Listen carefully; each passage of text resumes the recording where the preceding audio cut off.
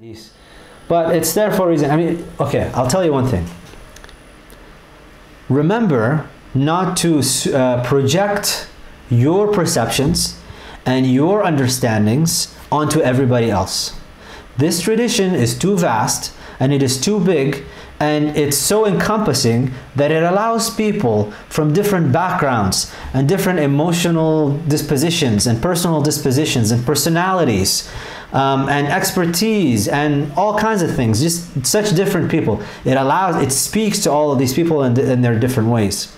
So if you have a particular focus from your perspective that you want to go in, there are for sure people like you, like-minded people. And you will find in the Islamic tradition something that speaks to you.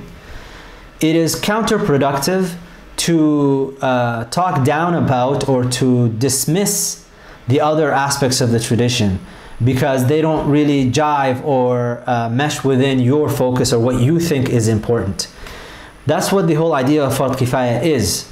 If I were to treat everybody as insignificant because not all of them are doing exactly what I'm doing, and I expect everybody to be just like me, society would not prosper. You need this diversity of approaches, and you need a tradition that is vast enough, and it's actually one of the miracles of Islam, is that it's vast enough that it has something to offer to everybody, anywhere, at any time. And you'll never encompass all of it.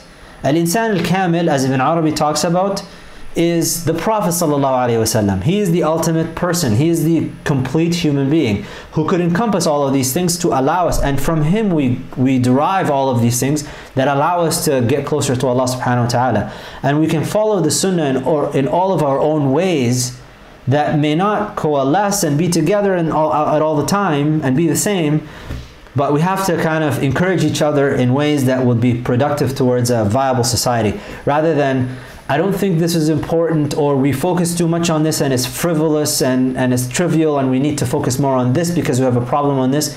You know what? You have a perspective. Other people have a perspective that could be contrary to yours, but it's just as valid. So I would just be a little bit careful about saying what is more important and what is less important with all of this stuff. Let's see. A lot of time we justify our interpretations on things based on our own reason and then justify them as part of the tradition.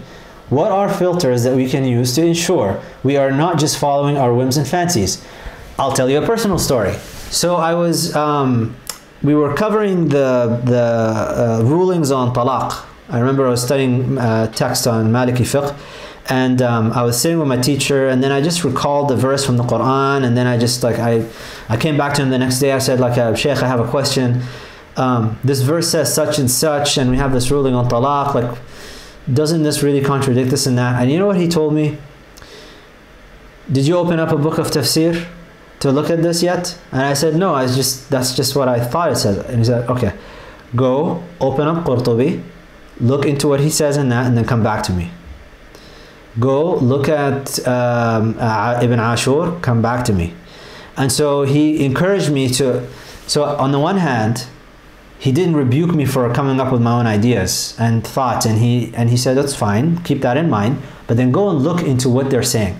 So as part of my training in the tradition, he trained me and he taught me that whenever I get an idea in my head, the first thing I need to do before I speak it out or go along with what I think is right, go back to the tradition and see what has been said about it.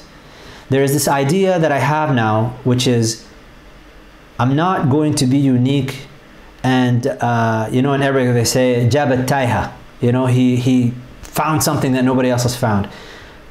I have a modest opinion of my intellectual capacity to have insights into the tradition, because the fact is I'm preceded by 1400 years of scholarship.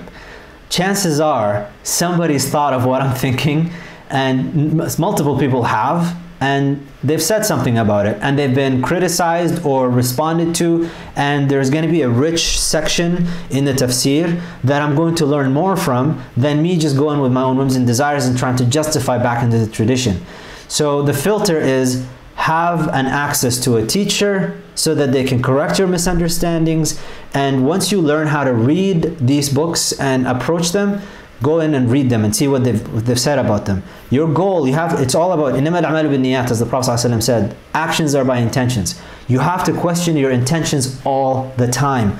Why am I doing this? Why am I thinking like this? Am I motivated by something other than a pure, genuine seeking of truth?